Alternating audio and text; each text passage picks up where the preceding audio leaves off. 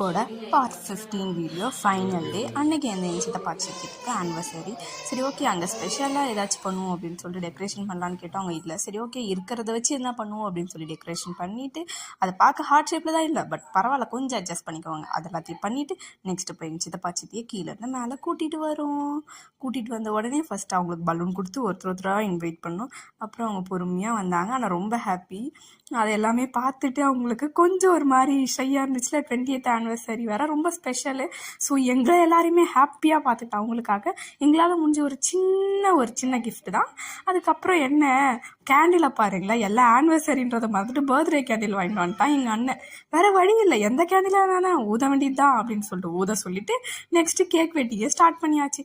Cake cutting start பண்ண பேருக்கு first cake cut பண்ணி சித்தி வந்து சித்தப்பா கூட்டினாங்க. அதுக்கப்புறம் மாற்றி அவங்க ஊட்டிக்கிட்டு அதுக்கப்புறம் பாப்பா கூட்டுறதுக்காக போனாங்க. பாப்பா வந்து தூக்கத்தில் இருந்ததுனால ஊட்டிக்கல.